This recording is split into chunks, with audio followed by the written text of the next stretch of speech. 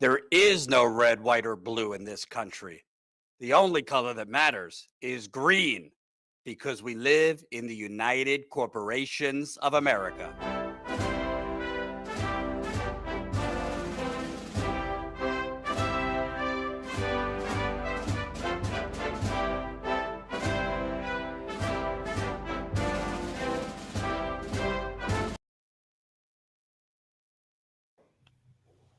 Salutations, Jordan Chariton live, Status Coup. It is Thursday, March the 13th, 2025, in the United Corporations of America. Delighted to be joined by my comrade, Zeynab, journalist, author of the Bullhorn Bulletin, hot off the presses, a great Substack. Zeynab will also be doing new videos for us and her Substack. So everybody subscribe. It's in the description. We'll promote it later as well. How you doing, Zeynab? Doing pretty good, actually. I feel a little bit of hope for the first time because of what we're going to be talking about today. So I tell you, well, before I get to it, I just want to give a public service announcement to the community, the Status community. You ever feel like there's not enough hours in the day?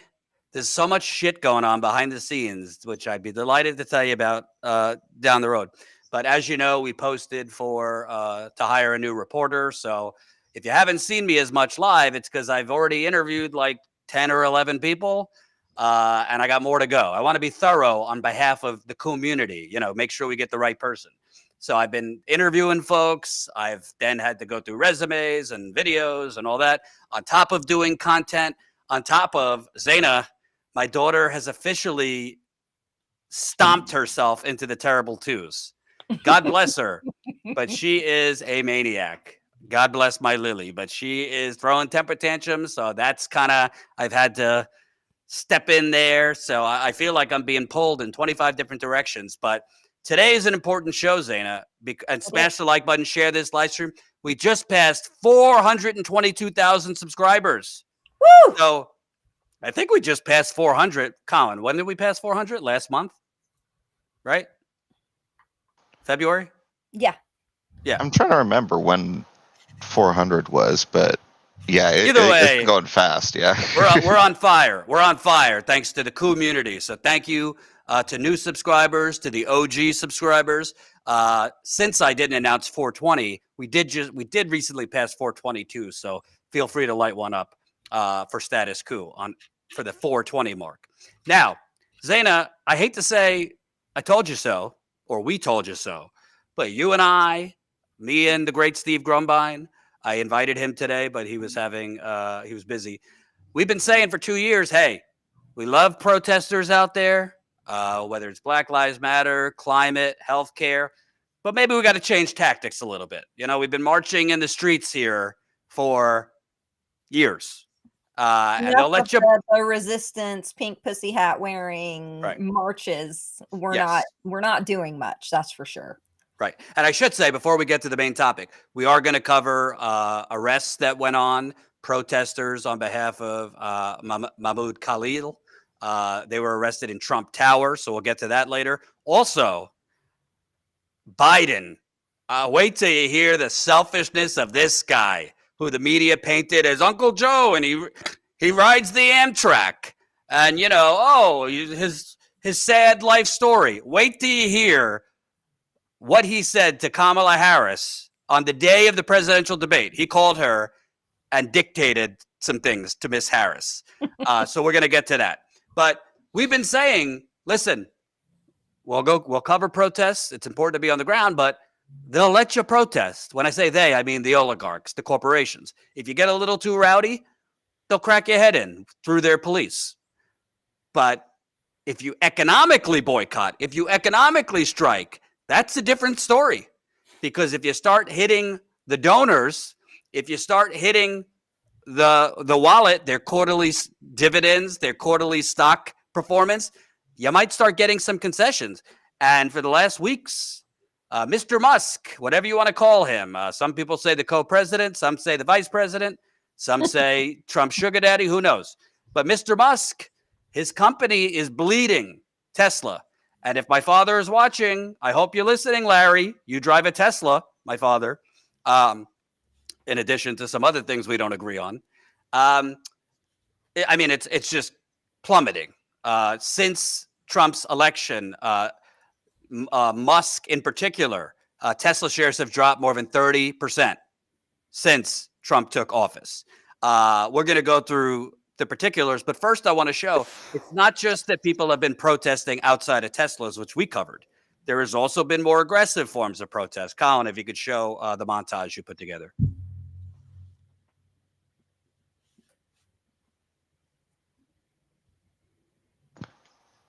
I'm grabbing it here. Just give me half a sec. We did throw like 100 things at him, so. There was a lot in there today.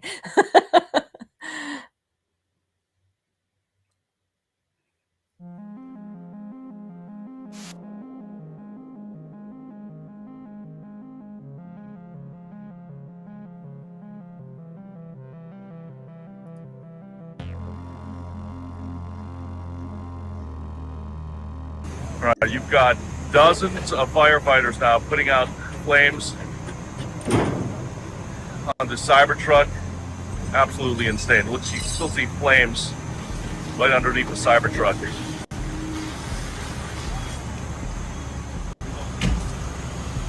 As you can see, there are several other Cybertrucks just parked here.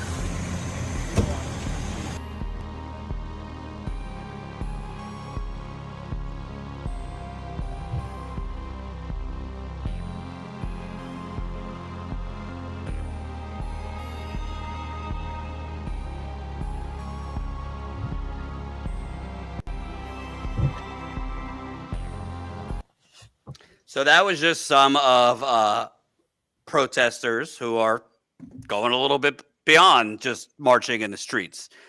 There's been graffiti on Teslas, including those, I'm sorry, ugly motherfucking Cybertrucks. I don't know why anyone would drive that. You've also had people have been burning or starting fires at Tesla charging stations. And you've had, we covered on Saturday, we'll show clips in a bit, people blocking entry to customers at Teslas in New York. There was over 50 other protests all across the country at Teslas. And some might say, Zeynab, well, protest is good, but we don't believe in destruction of property and starting fires and whatnot. Well, I'm not here to tell you to destroy property. I'm not here to tell you to be violent, but I am here to tell you cutting Social Security, Medicare, and Medicaid, that's pretty violent, if you ask me. Violent. People are going to die. They've also, what was it, yesterday announced that there will be massive funding cuts to school lunch programs across the country.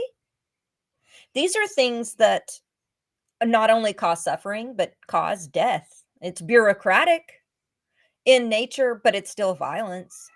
Right. Before we get to our main takeaways, which is economic actions work, let's do more of this on many other things, which we could get to. I just want to give you the numbers because it's pretty staggering. This is from Associated Press. Anti-Doge protests at Tesla stores target Elon Musk's bottom line.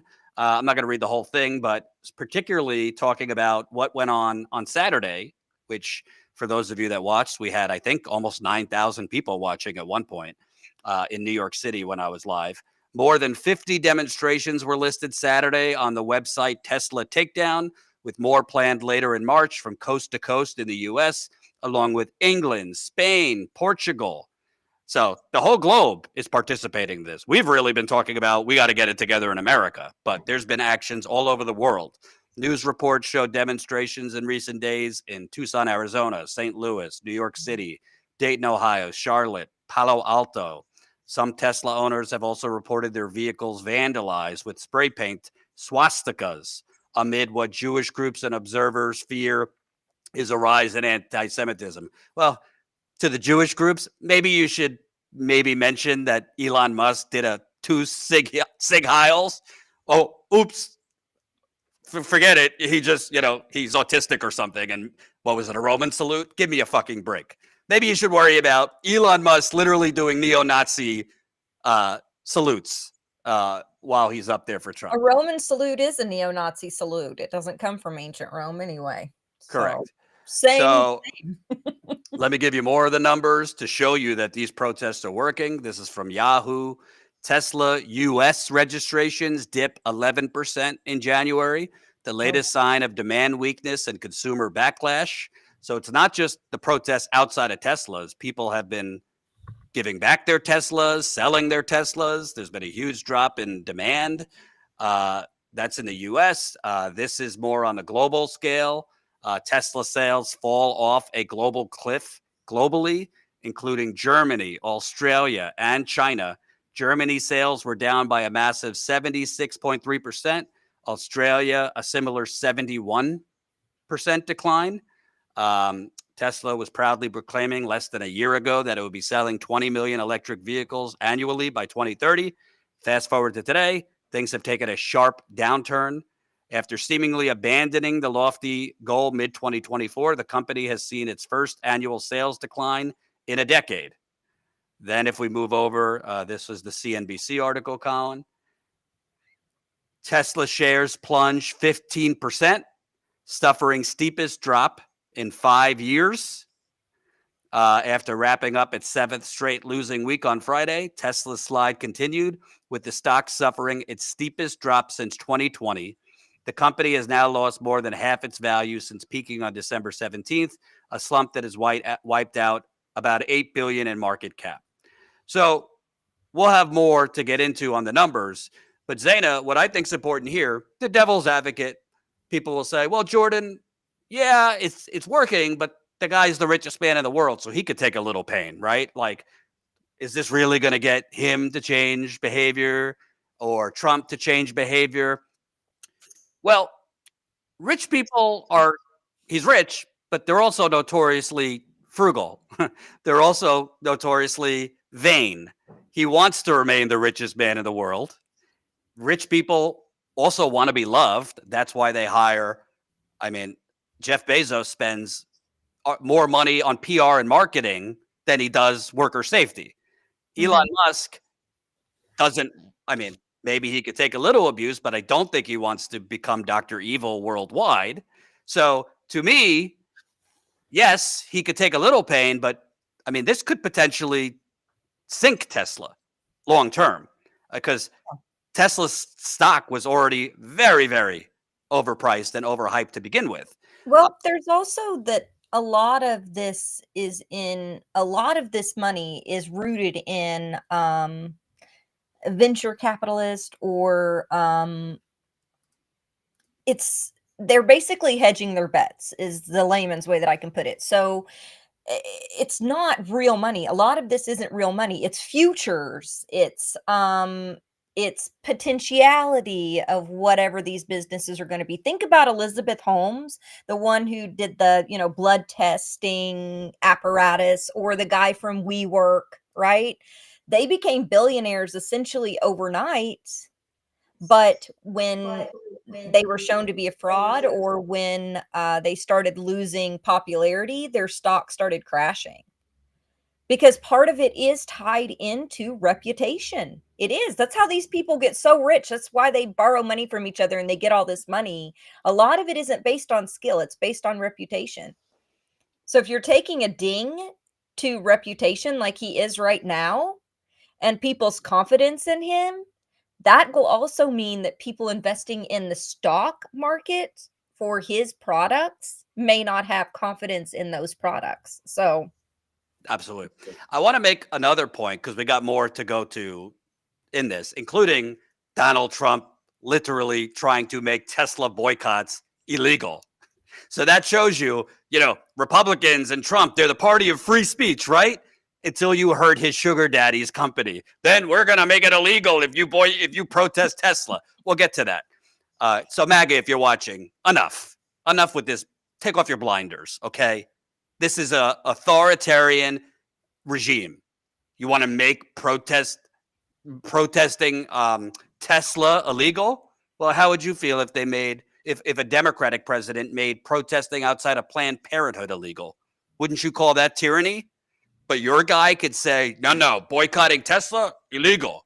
while they're also trying to deport a Palestinian with valid permanent residence in America, not for a crime, but because he's acting against U.S. foreign interests.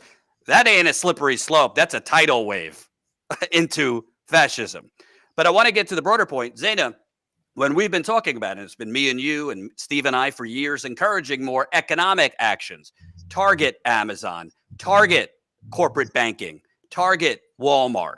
We don't want to hurt the workers, so part of economics actions, you want to try and organize a giant mutual aid pot so that if there is harm to the actual blue collar workers, because, Tesla has workers in factories. They're not all as wealthy as Elon Musk. You want to have some type of mutual aid that you could, help the workers. But why this one has worked so well is because you have all the media attention on Musk. So the masses are seeing how vile, how megalomaniac, kleptocratic he is. And when I say he, I mean him, Trump, and the Republicans, because they're all one and the same at this time. So that has helped drive this more aggressive action, protesting outside Teslas, as we covered on Saturday, people getting arrested in Tesla showrooms, blocking customers from coming in. You don't really have that type of coverage on the everyday villains like Jeff Bezos. You don't really have that type of coverage wall to wall on Mark Zuckerberg that would drive the masses and inform the masses. That's where we need to get to, because similar actions can be taken against Amazon, Facebook, Walmart, BlackRock, targeting investors, not violently, to be clear, but targeting investors, people on the board, trying to hurt their businesses. But more people need to be informed of who the villains are and how they're screwing you. This has been on the front page. Everyone's seeing it because it's all over the news, local, federal, the government cuts. So the question is, how do you mobilize the same people that are mobilized now to make them realize this kind of corruption's been going on long before Trump. And it's going to go on even if you get Democrats back in, to get them to do the same thing towards the other oligarchs screwing you. Because I firmly believe if we continue seeing this type of action, but against the big three automakers, imagine if you had things like this during the UAW strike, how much better of a deal they could have got. If you had people protesting outside Ford, Stellantis, GM, refusing to buy their cars, things like that. Protesting against the privatized prison industrial complex, for instance. Absolutely. Because, trillions go out. Over the last decade, it's been trillions have gone out to the privatized prison industrial complex. I think we should be protesting a lot of the privatized things that we talk about Medicaid, Medicare, SNAP benefits, but some of the biggest handouts go out to those contractors who don't always do the best job. That's for sure. And, or the price incentivizing arresting people is terrible. So I put this comment up as a public service announcement. We will be live. John Farina will be live in D.C. tomorrow. So Status Coup, we're not only bloviating in the studio, folks. I was out there on the ground covering the Tesla protests over the weekend. John was just live in D.C. We sent him down there to cover the big healthcare rally the other day against the Medicaid, Medicare cuts. I would have preferred if Nancy Pelosi wasn't there, but I don't choose the lineup. But Bernie spoke, other people spoke, Rashida Tlaib spoke. We were live for that. And we will be live tomorrow. I believe they're expecting potentially 1,000 to 2,000 vets to protest in D.C. So we will be live. As always, if you're new here, this on-the-ground independent reporting does not fund itself. We don't have a money tree in the backyard. Our funding to be on the ground, to send John to D.C., to send me places, to cover things on the ground elsewhere, it costs money. We are one of the few outlets doing it. So please support us as a paying member, statuscoup.com/join. And we are currently in the process, almost there, to hire a new reporter. So we're growing, but we need to keep growing in terms of the paid membership so we can keep the lights on and fund all this great stuff. Let's show Colin some of the clips from Saturday so people can see the energy we're talking about of these protests outside Tesla, which, by the way, even the coverage on Saturday, I was looking inside. There were barely any customers. So these protests are not just for show. They are blocking traffic. They are blocking customers from going in. There's a lot of people that might want to go in, but don't want to really deal with that kind of protest or be shamed. So it's not only that they are making, a point. They're hurting Tesla bottom line, and that could be extrapolated and spread to other companies too. Cutting $1 trillion in Medicaid, screwing with people's Social Security. Do you worry that this peaceful can turn violent? Absolutely. I have been peaceful protesting mainly for the environment for years and years. And it's like we're running our head up against the wall. Carbon emissions are going up. The more peaceful protests are going on. So clearly, they're telling us this is not the way to do it. This is not working. So what else can we do? I mean, I feel like Luigi Mangione was like Fort Sumter, like the first shot, we're done. We're done. We can't do this anymore. We've tried for years and years and years. It's not working. What's your thoughts on the Democratic Party? They seem... They have to go down too. Sorry. I'm fine with that. Yeah, I was like, you all have to... These systems are set up to attract the worst kind of people into our political arena. The worst kind... We need a new system. The Democrat... They're all the same. They're all shilling for corporate donors. They're all doing the same thing. They have to raise all this money to get into office, Democrat, Republican, whatever. These systems have to come down. Would you like to see this kind of spread around the country, not just against Musk and Republicans, but kind of demanding more for the Democrats? Because I don't think the answer is to return back to, normal corporate Democrats. Right. I don't think we can. I think anyone that says, we're going to look to the next election, and I think they're delusional, honestly. We're done with that old system. Gen Z is the first generation to kind of look at this decorum and everything we call it and be like, fuck this. Why are we doing this? This is not working. So unless the Democrats want to seriously look at themselves and uproot and become a real left party, not a fucking moderate right and still shill for corporate donors, listen to the people.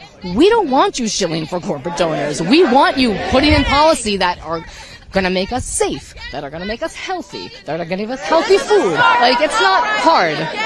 You just have to, but like I said, this system is set up for profit.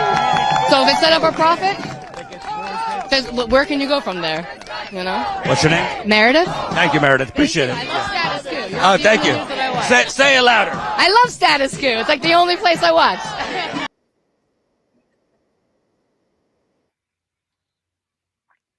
I love it. Meredith. She was awesome. I love it when you get free promotion. Before I get to my thoughts, Was correct. Yes, she was speaking your language. Yes, she was.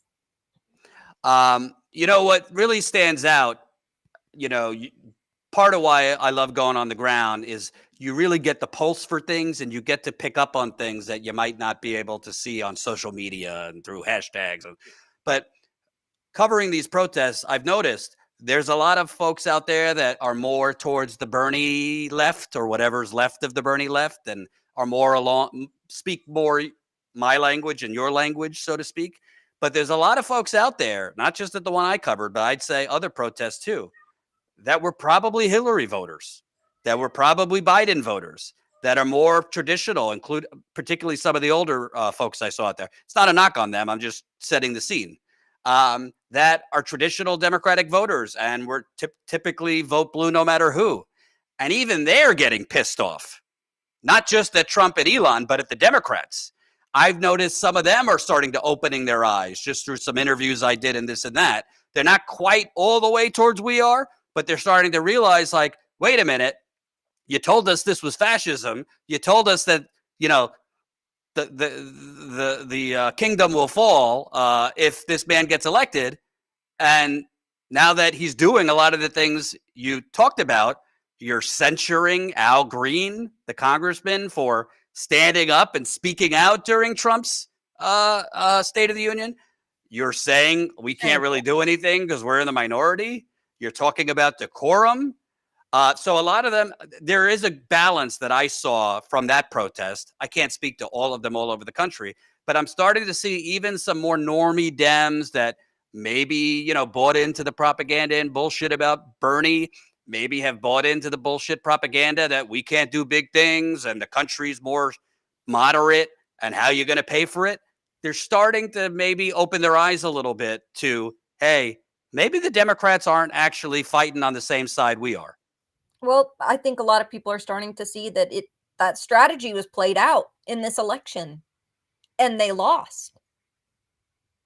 They lost. Right. And we'll get to that later as to why some of that happened. But they're also not seeing the Democrats fight back. I mean, Jeffries has been terrible. He's a horrible representative. He's moving to the right. You've got Gavin Newsom. He's having an interview with Steve Bannon. When is that, today or that was yesterday? And Michael Savage. Yeah. And you have a few people, I saw a few responses, just a handful that were like, well, we need to reach across the aisle. But most people are like, why are you talking to white supremacists? What are you doing? Like, there is no middle ground anymore. We have shifted completely into fascism. We've been on that trajectory. We've covered it at Status Coup. We covered the Stop Cop City protest. We covered similar actions by Biden that were taken against protesters in Atlanta that they're taking now against Mahmoud Khalil. We've seen this pattern. He set the precedent.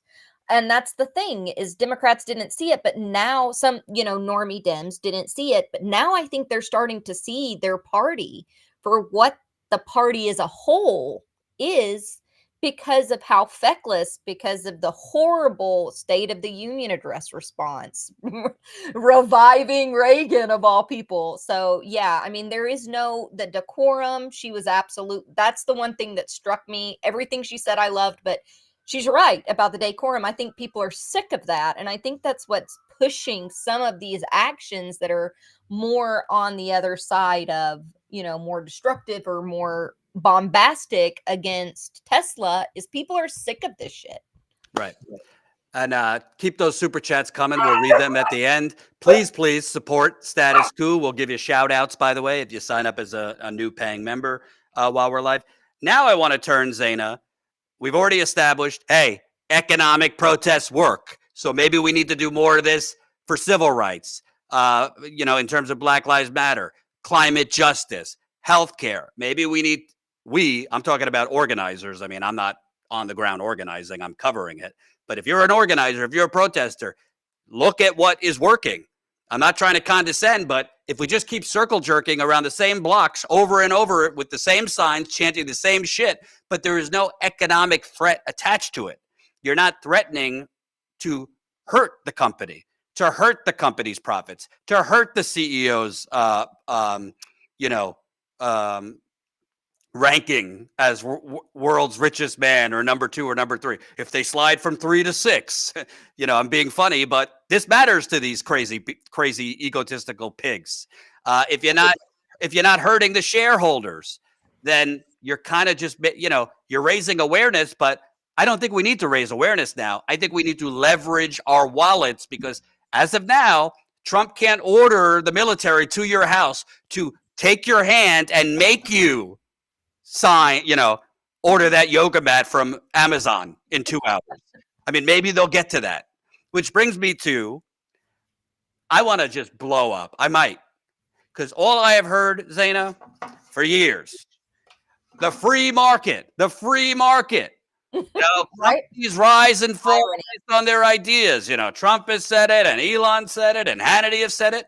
Well, last time I checked, in a free market, if a company like Tesla is sinking like the Titanic, that's the free market. For whatever reason, if they're sinking, you're not supposed to get a bailout like the president of the United States having a auto sale on the White House lawn. Colin, if you have the video, this is just embarrassing and absurd. Trump literally selling Teslas and having that's the president of the United States. That's worth tens of millions of dollars in free advertising. It felt like a South Park episode. Trump is hawking Teslas on the White House lawn. Let's show. Yeah, so all these cars won incredible awards. So they're great cars and they're American made. And I think Try it. You'll like it. And I should say, beyond the cars, they're great. But we have to celebrate somebody that has the courage to do this. He could have said, I'm not doing anything. I'm not going to get involved. Let the country go to hell. He didn't want to do that. And remember, he's going to find, and we're up to almost $500 billion worth of waste and fraud and abuse. $500 billion. We're giving $2 billion here, $2 billion, and not millions. It was a bet. If it was $1 million or $2 million, that's a lot of money. But we're talking about And it billions just so of dollars happens, being given. it just so happens the same day that Trump is, doing marketing and advertising for Tesla on the White House lawn, it came out that Musk is pouring in another $100 million to Trump's super PAC. I don't know why Trump needs $100 million into his super PACs, because supposedly, according to the Constitution, he can't run for president again. I keep drilling this, and I keep reminding people of this, Zaina, because I think people are kind of missing the iceberg right in front of us. Trump's not fucking around. He's going to try to stay in office. This is not speaking as Trump derangement syndrome. These things don't happen accidentally. You don't have Steve Bannon at CPAC saying third term. You now have groups forming third term. You have I don't Trump. see how people haven't learned what he says he means. He has Yes. proven that over and over and over again. Oh, that's just hyperbole. And then he does it. That's just hyperbole too. And then he tries to do almost all. I mean, even to renaming the Gulf of Mexico and trying to, pressure Canada to become a state, the most outrageous things he does it. So yeah, you're absolutely right. So can I ask you, Zaina? Trump's hawking Teslas as Tesla's stock and sales are down. Then you got great American himself, Sean Hannity. You can't make this up, Colin, if you have it. Sean Hannity on Fox News. That's probably hundreds of millions of dollars in free advertising that Elon Musk got. Sean Hannity is hawking that he's going to go buy a Tesla. So you old people on dialysis watching me on Fox News, no offense to old people on dialysis, you go buy a Tesla. Let's play that. And by the way, you know what? I hate what they're doing to this guy. I'm going to go out. A friend of mine has a Tesla. I've driven it. I loved it. It's a great car. And I just frankly want to support someone who's given up an awful lot to help our president, help our country, save us a ton of money, and get us on the right track.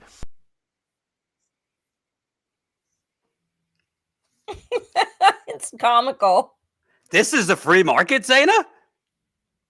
He posted it on his website too. He was like, you can buy links to Tesla here. And one thing that was very funny is there was a Fox News host at the press conference that asked him how people were going to afford a Fox News host. How are you going to afford a Tesla if you're going to cut Social Security?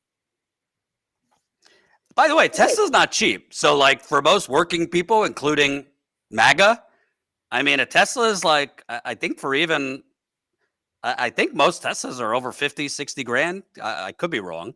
Base level. They're very expensive. And you also have to get the chart. You have to a lot of people have to build or choose to build a charging station in their garage. That's not cheap. So I don't know, like you might be reaching the wrong target market because most Americans cannot afford a Tesla. But putting that aside, this is absurd. If you're a small business owner and you go belly up, you don't get the president of the United States to come advertise your business. Okay. But if you're a big business, you'll get a bailout from the government. If you're Wall Street, you're not going to go to jail if you defraud the whole world economy. You'll get a bailout from the government, and then you'll get your bonuses the next year. And if you are a megalomaniac, ketamine addicted, has 14 children. I mean, not to get personal, but the man's not well.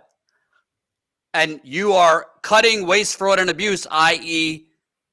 just tearing through government agencies to the point that even Marco Rubio and Sean Duffy, two spineless MAGA little shits, Marco Rubio, Secretary of State, Sean Duffy, Transportation Secretary, it came out that they confronted Musk in the White House in front of Trump because Musk is literally telling or trying to cut air traffic controllers at a time when planes are falling out of the sky on a daily basis.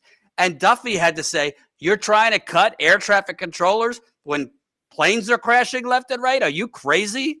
And Trump And even had to rein in. Because they're getting so many complaints about the, what was it, 3,000 park rangers initially that were cut. So people weren't able to go out after the floods that recently happened in the eastern part of the country and clean trails. People weren't able to get things ready for the spring for camping, people's fishing license, all the things that goes along with taking care of our national forest. We weren't able to do. Fire prevention. And I want to bring this part up, which is going to segue into our second story today. Trump calls Tesla boycott illegal. Mm-hmm. This is startling and scary is what it is, Jordan. It's very, very troubling. He's calling the Tesla protesters, not just people who, might be defacing property or graffitiing or starting fires at charging stations, but just people protesting. Domestic terrorists. I got news for you, MAGA, if you're watching. And there's a lot of people in MAGA that, are good faith. I think they're, been hoodwinked politically, but they're not awful people. If you set the precedent where you could start labeling protesters you don't like that are hurting your sugar daddy donors, bottom line, domestic terrorists, and you could start slapping felonies on them, and you could start really going after them, it could be turned against you. It could be turned against the right if you got a Democrat in office who had authoritarian tendencies. And to be clear, I know there are plenty of MAGA that work in unions or that want to union organize. If you're organizing outside of your workplace, this could be easily turned against you as causing an economic problem, just like the railroad workers and the dock workers. Now, if that happened under Trump, would he consider the dock workers and the railroad workers domestic terrorists? Right. Or striking for striking and holding up logistics? And I just want to point out, because I want to be fair, and this was a good one, so I put it on screen. Hey, honey, should I buy a Tesla or teeth? And by the way, teeth aren't cheap either. No. But I want to give credit, because I've criticized them before. I want to give credit to one Glenn Greenwald. I don't always agree with him, but at least he's being consistent, because he's gone after Trump and the Republicans now on their free speech hypocrisy. He went after the Democrats. I thought he was only focused on the Democrats and letting the right off the hook. But at least he has come out now saying, yeah, no, you can't, conservatives, you can't be ranting that the Democratic Party is crushing free speech and then labeled protesters domestic terrorists or go after a Palestinian, which we're about to get to, and try to deport him. So there are some people staying consistent, but the rest of MAGA, who was, crying tyranny, that the Democrats, remember they had that minister on disinformation or whoever she was, and the right was going crazy, rightly so, by the way. But now they're quiet on, hey, if you're protesting and hurting our donors, domestic terrorism. By the way, they did this under Democrats too. They were trying to call protesters at Standing Rock eco-terrorists and call it terrorism to hurt critical infrastructure, i.e. fossil fuel pipelines. So this goes both ways, but this is another level. And everybody, I don't care if you're on the left, I don't care if you're on the right, I don't care if you're libertarian, I don't care if you're nothing. If they get away with changing the definition of terrorism, if they get away with, it's not just Palestinians, but you don't think they could go after American citizens and try to get rid of you? Maybe it wouldn't be called deportation, but they could certainly try to get rid of you. Is that if it's organized, he's calling it collusion, but all it is people organizing a boycott. That's what organizing is. You work with people. Organizations help to fund you sometimes. That is how it works. The right wing does it all the time. The whole Tea Party movement was founded on money going in and people doing protest. That's how it got its start. But there was one thing in his tweet that was very alarming to me on top of all of this, Jordan, and that was that he referenced the 2024 elections and said that They tried to boycott him at the ballot box. Right. Voting for someone else, that's not a boycott. That's the democratic process. And then he turns around and calls it terrorism to boycott. That's alarming to me that he's clustering those two things together. So people voting against him, people that are in dissent against him, anyone disagreeing with him. But to be clear, be under this umbrella. To be clear, you got him scared. When I say you, the protesters and people, and we're talking about Tesla right now, but this could apply for anything else. They want to change the definition of free markets based on when it hurts or helps them. True. They want to change the definition and the limits on free speech based on when it helps or hurts them. Okay? These people have no principles. Their only principle is green, because we live in the United Corporations of America. I've been saying it for years, and I'll start singing it if I have to. Okay? So this works, and I hope everybody who's watching, not everybody could protest, working 2 to 3 jobs, raising kids, you're living paycheck to paycheck, you got disability. Not everybody could do it on the street, but anybody could protest with their wallets, even people that don't even have a lot of money. Okay? So I hope, from Black Lives Matter activists to Free Palestine activists to the climate groups, I hope you're paying attention and might start developing some strategic economic boycotts. We're not going to get a general strike overnight, but this is working. All right, smash the like button, share this live stream. I want to move on to another startling development, and we covered protests the other day in New York on behalf of, you pronounced it right, Mahmoud Khalil? Mahmoud Khalil. Mahmoud Khalil. This is a Palestinian organizer who helped organize the Columbia University protests. That terrorism that included Jewish students and Palestinians holding seders together for the Jewish holiday of Passover. Oh, terrorism. People in tents. Yeah, there was some, people breaking windows and stuff. That happened during, the freedom movement. That happened during MLK. Do we call MLK a terrorist? No. But Trump has literally, Actually, they did call MLK a terrorist, but that's a whole other discussion. Yes, good for correcting me. So Trump is now trying to deport this individual who has legal rights to be here. There is no evidence that I have seen, Zeynab, that he did anything that was terroristic, even a crime. And by the way, they've openly said that they're not trying to deport him because he committed a crime. They're basically, it's because he's not, and we'll probably see in a couple of these clips, but he's not, he's against Western values, whatever that means, that they want to define it as. So let's show earlier today, you had people arrested in Trump Tower protesting in support of him. Let's show.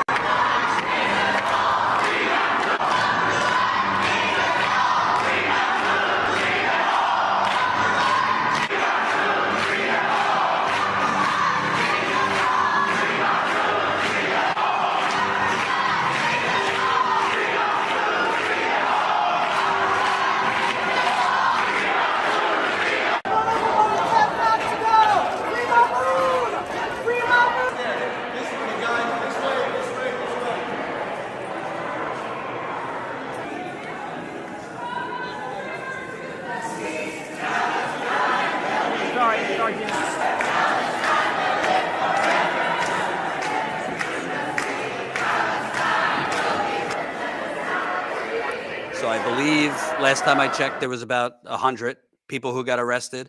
And going back to our first topic real quick, you can't, I'm not saying be violent, but you certainly can block people from going in and out of Trump Tower. You could make people think twice about staying at a Trump hotel. Hurt the Trumpster if you have to. That's not violent. That is civil disobedience. But what's really alarming about this, to me, and just so people have an update, this is from CNN, Palestinian activist Mahmoud Khalil will remain in ICE detention in Louisiana after his first court hearing. His lawyers alarmingly said they didn't even have access to him in this court hearing. So he's being denied even the ability to talk to lawyers. But what's really alarming to me about this is what the head of Trump's ICE had to say. Colin, let's show that video where he's basically saying free speech has limitations, and that's why they're trying to deport him. It directly contradicts the United States foreign policy. That's the Secretary of State. That's in charge under the Secretary of State. We consider a national security threat. When you're on campus and they say, and I hear freedom of speech, freedom of speech, freedom of speech. Can you stay in a movie theater and yell fire? Can you slander somebody's burger? Free speech has limitations, but when you go to a college campus, you incite protesting and locking down and taking over buildings and damaging property and handing out leaflets for Hamas, who is a terrorist organization. Coming to this country either on a visa or becoming a resident alien is a great privilege. But there are rules associated with that. You might be able to get away with that stuff in the last administration, but you won't under this administration. I'm waiting to hear what the crime is, because terrorism is a legal term and it has legal, there needs to be some evidence that you've done terrorism.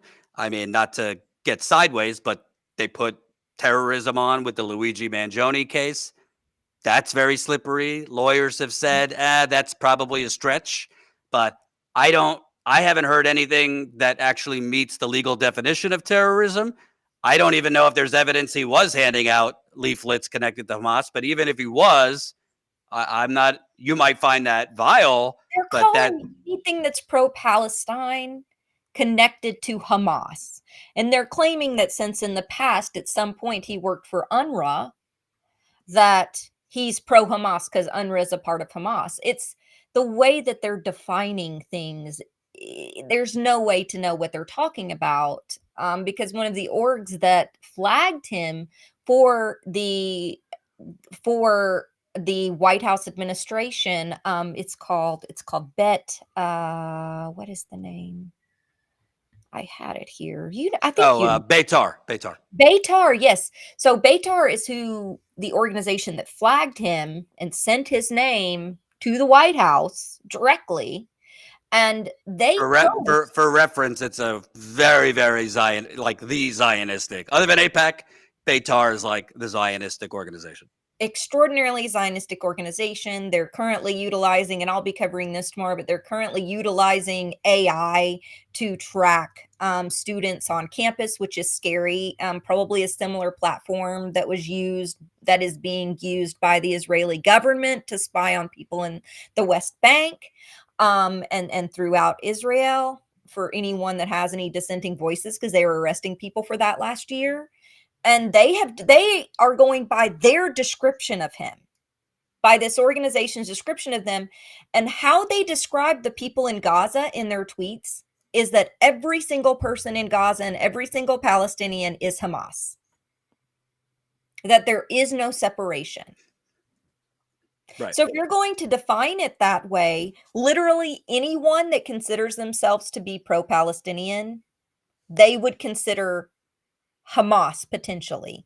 And on top of that, you have the media saying who is funding this. For instance, we saw posts saying that the Jewish Voices for Peace activists and the Jewish activists that were out today were migrants, probably people who, were illegal and need to be deported. That's what they're reporting on Fox News, that they're just paid activists and paid provocateurs. That is the messaging line, that anyone who is protesting Tesla is paid activist. Who's paying for this? Joe Rogan just tweeted out regarding Tesla. Who's paying for this? I'll tell you, because Elon Musk said it was George Soros. It's always George Soros. Right. The irony of them pointing out a billionaire when a billionaire is literally running our government right now is next level clownery. But I will say, I mean, obviously, there's multiple issues here. There's the genocide in Gaza, which is obviously critical, and we've covered it more than anyone on the ground. John Farina deserves 5 awards. He's covered over 100 protests for us: New York, DC, the DNC in Chicago. Tina's covered protests for us in LA. John's been, violently attacked by police. And it's expensive, but we've done it. Even when the protests have kind of some hell down on the ground when she was covering Stop Cop City, if you remember. Yeah. So we've covered it. But this to me is bigger than just Palestine, because they could get away with this right now, it seems, for, Palestinians or this and that.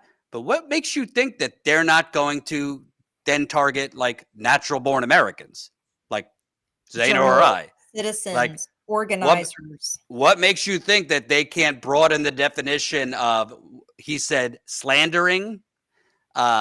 He said, you can't scream fire in a crowded theater. Why wouldn't they be able to then say, Jordan, I'm retroactively, because this is 8 years ago, but Jordan, that fake journalist at Standing Rock, he helped the eco-terrorists incite a riot. Mm-hmm. The eco-terrorists at doing the environmental protests. He wasn't doing journalism. He was with the eco-terrorists, and therefore they should be arrested or removed from the country. And guess what? Slander's a civil suit. Slander's a civil suit that has an extremely high bar to meet, and malice has to be shown, and it has to be false. It's hard to process a civil case regarding slander because those things have to be established. Slander is not something that you can deport somebody for. Right. And to me, again, why this affects everyone is they could do this for anything. Right now, it's for the Palestine issue. They could do this, if you block his drill baby drill plan, they could go after not just journalists, but activists. They could even go after local politicians who show up at a protest and are against the economic. In this case, they're saying he's adversarial. Mahmoud is adversarial to our foreign policy. Well, why can't they say that if you're a local politician who happens to do the right thing? You are adversarial to our economic needs or our economic needs, and therefore you should be removed from office and face criminal penalty. They could do whatever they want. And why that's very scary? Normally you'd say, okay, well, they could try, but eventually they'd be stopped in court. Well, Mitch McConnell, as he retires and goes off into the sunset, one stroke at a time, he was very successful in stacking not just the Supreme Court, across the country, putting conservative judges in, across the country. Under Trump's first term and even under Biden's term, they were able to still put conservative judges in. So, yes, a lot of this would be stuck in court, but that doesn't necessarily mean a lot of the rulings won't be counter to what we think is obvious law. And of course, eventually a lot of it go up to the Supreme Court, which has already overturned a woman's right to choose, which is recently, last year, gutted agencies, economic agency, government agencies' ability to regulate. In a wild ruling, even conservatives said, yeah, it'll be 9-0 against Trump for presidential immunity. They gave him presidential immunity. And just last week, I did a video on it this morning. Another ruling that cities could literally discharge shit in the water. So if you think that you're protected by the courts, you're sadly mistaken.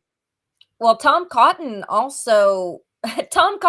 the free speech on campus. Here's 2 bills I've got to push for free speech back in 2020. And this is another thing I'll be covering. But today, he just announced 2 new bills. Well, yesterday, 2 new bills to block free speech, which could very likely go through the House and the Senate, or through the Senate very easily. One of them, he says, first, any pro-Hamas protester convicted of a crime should be ineligible for student loans and federal loan relief. So taking loans away from students that they deem have committed a crime, but we're talking about things like protest and what they're classifying as a crime, which is an extremely slippery slope. The second is to defund under something he calls the WEST Act, the West Act, is to defund a bunch of the universities where protests happened. Yep. Yeah, I mean, this is, well, by the way, welcome. New Status Coup member Rose just signed up. So be like Rose, sign up, statuscoup.com/join. You could sign up for as low as $5 a month. As I said earlier, if you came to this late, we'll be live in D.C. tomorrow covering the major veterans protest. Starts at noon Eastern, 9 a.m. Pacific. I believe there's going to be a few thousand vets and non-vets out there against this massive cut to government workers. 30% of government workers are veterans. It's not just the people they're cutting at the Veterans Department. That's going to result in even shittier services for veterans. And they're already not getting great services at the VA. And if you think these are all George Soros funded Democrats, I've got news for you. There are going to be plenty of conservative veterans that are likely to be out at this protest tomorrow. Absolutely. So wait to hear from them. The last thing I'll say about this before we move on is be careful, because right now we're focused on Trump, but if he sets a precedent, don't think that you can't get like a Gavin Newsom in there. He might not be as authoritarian as Trump, but whether you're on the right or the left, and I wouldn't consider Gavin Newsom the left anyway, he's a corporate hack. They could, if you set precedent now to weaken the First Amendment, to weaken protections for freedom of speech, freedom of press, broadly and wildly change the definition of terrorism. Don't think both parties can't take advantage of that and weaponize it. You might think Democrats won't weaponize it like this, but that doesn't mean they can't. I remind you, Obama let a bunch of cops on behalf of oil goons beat the living shit out of Native Americans at Standing Rock. Obama let cops beat the living hell out of black people protesting after Michael Brown in Ferguson in 2014. There's been plenty of Democratic politicians that enabled and elevated fascistic things. I'm not trying to do a false equivalency because none of them did what we're seeing now. But if Trump gets away with basically doing away with the Bill of Rights, doing away with, all the Constitution, the Democrats could piggyback off of that too. Speaking of Democrats, Zaina, this was just priceless. You might say, Jordan, who cares? Biden's out. Why are we covering this? Well, because it shows you that the manufacturing of consent that is our corporate media, yes, they are diminishing in strength. CNN, MSNBC, the New York Times, independent media is rising. They're definitely shrinking. They still have a megaphone. And the mainstream media painted Joe Biden as some fucking, lunch bucket Joe and this selfless, empathetic man, and he's had such sorrow and devastation and tragedy in his life. That's true. But they made this man to be a great public servant. Well, he basically, politically speaking, put the shiv in Kamala Harris, which I'm about to show you. So apparently on the day of the debate, this is from The Hill, headline, exclusive, how no daylight from Biden crippled the Harris presidential campaign. I'm going to read down a little bit. I don't want to read the whole thing. The day before Harris's first interview, a joint appearance with Vice Presidential nominee Tim Walz, she dived into the recurring question of whether and when she would let daylight shine between herself and Biden. Veteran Democratic communication strategist Stephanie Cutter launched into a proposed preamble, a list of all the items that made Harris proud of her work with Biden. Wait, said Sean Clegg, a longtime Harris advisor who is regarded with suspicion by Biden holdovers. Let's not do this. Let's not go down memory lane. That was the last time he was invited to media prep. Cutter, another Harris confidant, later joked, cut him out. But it gets even worse. For the rest of the campaign, her team required that she be provided a chair that met certain specifications. Leg height no less than 15 inches. Floor to top of seat height no less than 18.9 inches. Arms on chairs may not be very high. No matter how firmly her chair, the question facing Harris was whether she could build a sturdy platform. But the day of the debate, Biden called to give Harris an unusual kind of pep talk and another reminder about the loyalty he demanded. No longer able to defend his own record, he expected Harris to protect his legacy. Whether she won or lost the election. Remember, Biden and all the Democrats were warning of fascism. But he told her whether she won or lost the election, he thought she would only harm him by publicly distancing herself from him, especially during a debate that would be watched by millions of Americans. To the extent that she wanted to forge her own path, Biden had no interest in giving her room to do so. He needed just 3 words to convey how much all of that mattered to him. No daylight, kid. No daylight, kid. Oh my goodness. This So goes Biden- to show you all these liberals were arguing with me. I told them, I said, I know how things go behind the scenes because I've seen it and I've been there. And they're like, no, their platform is based on research. It's based on polling. It's based on organizing and phone banking. And they know what they're doing. And I'm like, no, she doesn't want to challenge Biden's administration because he's told her not to. She's flat out said that she was not going to change anything. And there had to be a reason for that. I'm not surprised by this whatsoever, but this is how campaigns work. Just because Democrats are doing something does not mean it's popular with the public. They will throw a race away for this kind of decorum crap or to not piss a Biden off or to keep their donors happy. They will throw a race away because they know even if they lose and Trump gets us into the deepest fascism, even way deeper in fascism than we were in authoritarianism, the way that they look at it is we could potentially win in 2028. Some people will have to die, but we're going to raise a whole hell of a lot of money. Right, Jordan? I'm sure you have heard that. Apparently, Democrats caved on the funding bill, and Schumer's advancing it. So Democrats, it looks like, are going to fund the continuation of the government, the continuing resolution. But I want to focus in on Biden for a second, because it's not surprising that Kamala Harris didn't have the moral courage to say "fuck off." I'm going to separate myself from you.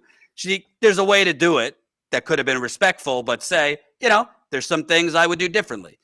But Biden, I want to make a point here to you, because we've had growth recently. So we have some conservatives watching, but we also have some, maybe more blue no matter who people. Yeah. I hope you see these people were full of shit the whole time. They were never serious about this is fascism and he's a threat to democracy, because they don't actually care about democracy. If they cared about democracy, they'd stop taking legal bribes from rich people, which is our government, which is our system, i.e., I call it the United Corporations of America.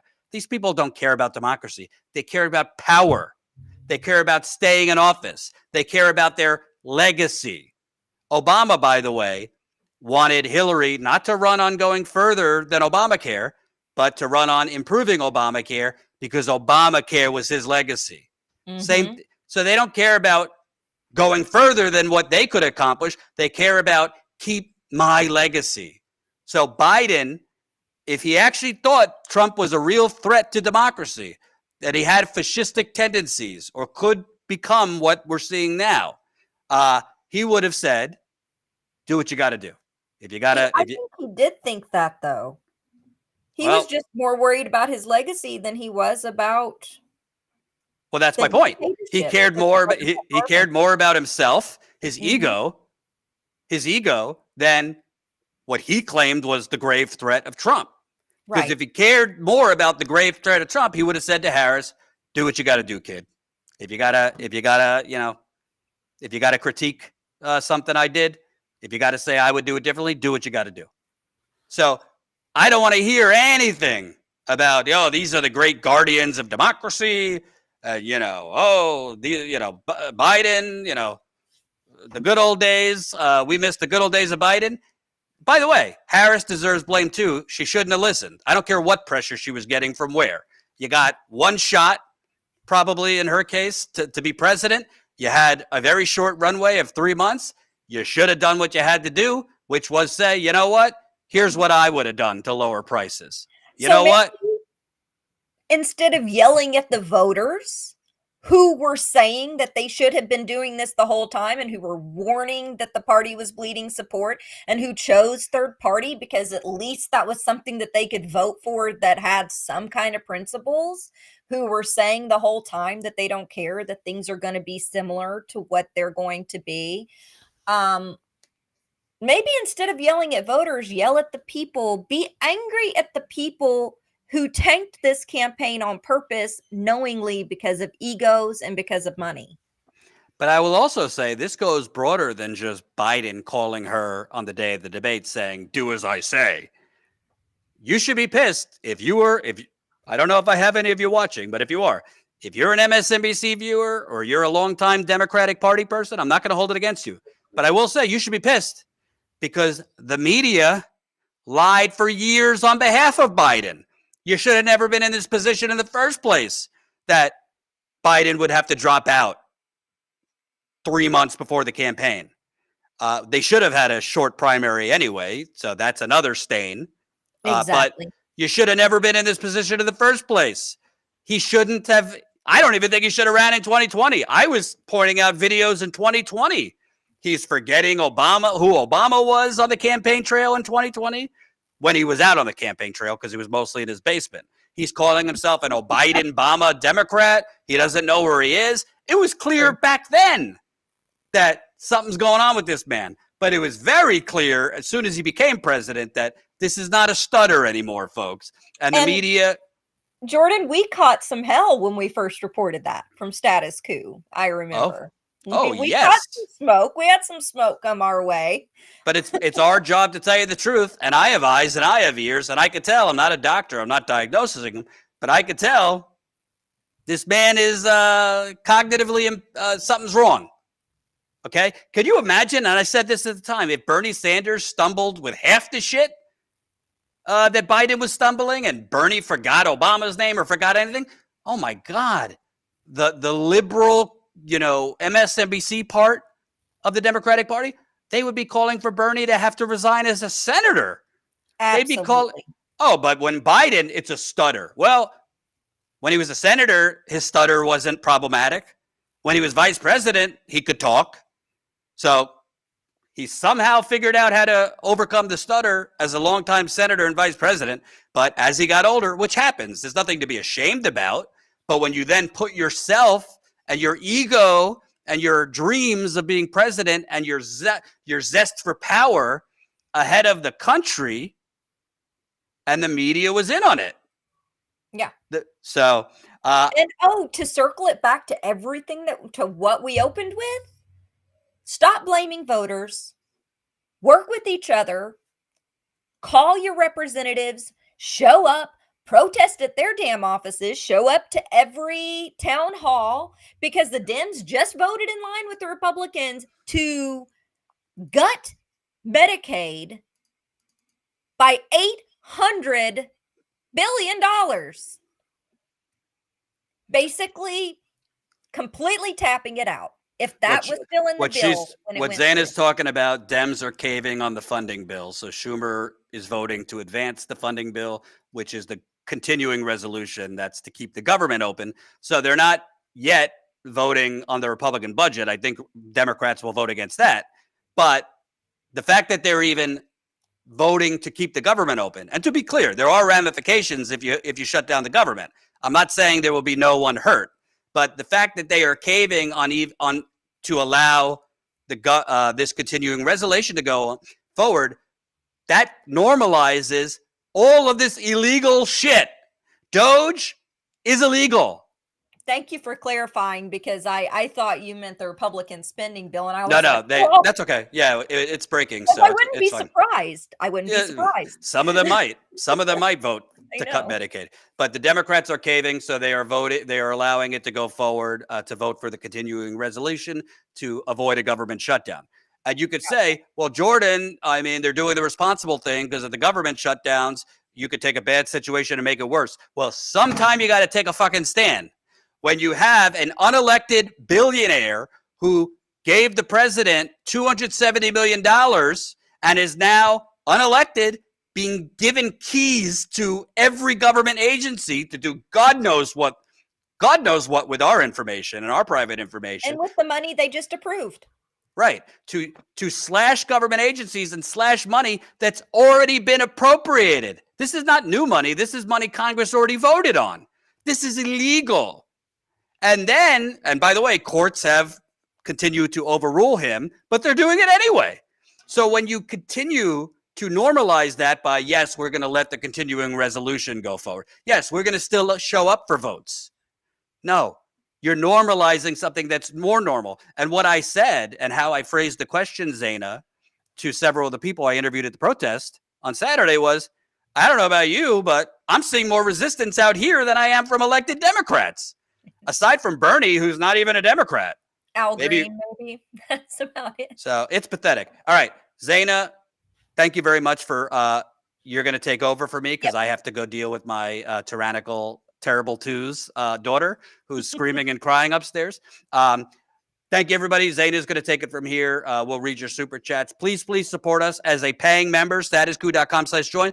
And reminder, we'll be live tomorrow around noon Eastern for the massive vets protest. So do you see CNN covering all these things on the ground? We've covered the Tesla protests recently. We've covered the healthcare rally the other day in D.C. We're going to cover the vets rally tomorrow. We've been in Northern California recently covering that lithium battery inferno that people are still sick. All of this costs money. I got to pay John, our cameraman. I got to pay Tina to report on the ground. I need to keep my own lights on. Hotel rooms, gas. Yes, flights, hotel, all that. Paying for John's travel to and from D.C. and New York. Please support us, statuscoup.com/join. If you're already a paying member, you could always donate to help fund this reporting. That's statuscoup.com/donate. Zeynab, take it from here. Thank you. All right, Jordan's going to go do dad duty. I remember the terrible twos. Oh, CBP Film. Hello. Member for 11 months. Yo, I might not like how you say things all the time, but I'm here because you're going to tell the truth. Facts over feelings. Well, thank you so much. We appreciate that. We try. Teresa, hi. It's so good to see you. Yay, Zeynab Day. Yay, Teresa. It's great to see you too. CBP Film again. I don't regret giving Status Coup my money besides TUIT. Yeah, I can see why you would say that. They've taken a turn toward more not necessarily always the most accurate reporting for sure. The Lumpen Lodge. Hello, how's it going? Thank you so much. I'm losing my health care. There will be hell to pay. I'm so sorry, Lumpen Lodge. I know a lot of people are scared that it's going to get cut or that it's already being cut and not sure what we're going to do when it does. Denise Columbia. Thank you so much, Denise. Idiocracy prequel footage. That's what it feels like. But, you know, one thing I always say is the president in Idiocracy, Machio, is that his name? He actually brought on someone that was supposed to be the smartest man in the country to solve the problems. So in a way, they were better off than we were, which is something that's kind of sad to think about. Lumpen Lodge. They are grooming Barron to install a successor. I've wondered about that. What's going to come next in the techno monarchy, the whole techno theocracy, which is really what they're leaning towards, what's going to happen with the next generation of billionaires as they amass far more wealth. It's staggering to think about. Arlene Chambers. Hi, Arlene. It's good to see you. Exactly, Jordan. Trump will likely use the Musk cash to cajole the Supreme Court into keeping him in office for a third term. That is scary to think about, whether or not the Supreme Court would vote in favor of that. Hello, Denise. It's good to see you again. And thank you so much. Most people have been groomed to believe it's a right versus left problem, but this is an oligarchy-led class warfare. That's right. The class structures in both the Democratic and Republican Party mirror each other in so many ways. And I used to do research on donations, big dollar donors, dark money, and I'll tell you something. One thing that I noticed is that the wealthy hedge their bets. They give to both candidates a lot of times so that they can pressure both candidates to get their policies passed. The lobby groups, the corporate lobbyists, lobby to candidates and politicians from both parties. We've seen how both parties have bent to the will of AIPAC in an outrageous way. So yeah, you're absolutely right. It is top versus bottom. And that is something that we need to build a lot more solidarity on. And I think we're starting to see that solidarity grow. Akeem, hello. Thank you so much for becoming a member. Officials, People's Party, Zaina knows the truth. I am not Nick or Rod, and the brand jack is real. Okay, thanks.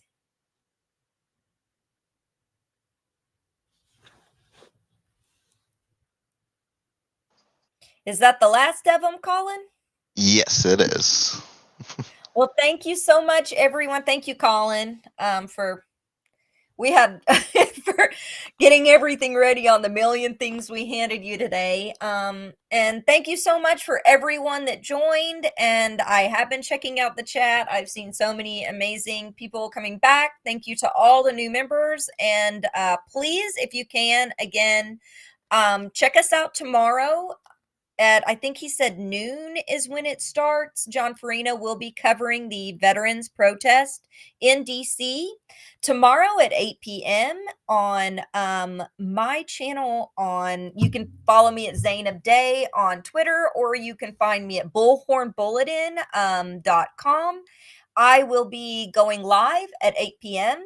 to cover some of the evolution of what got us here. So I'll be talking a lot about what we were talking about today with free speech, but some of the things that happened in the Biden administration, some of the precedents, like we were talking about in Obama's administration with the Dakota Access Pipeline, with Biden and the Stop Cop City protest, and how AI is tied to some of the things that happened in Israel, and sort of putting everything under an umbrella so that we can see where things have been and see where we could potentially be going with precedents that were already set, bipartisan precedents that were already set on suppression of freedom of speech. So please join me at 8 p.m. tomorrow. And thank you guys so much. Please also sign up at statuscoup.com/join.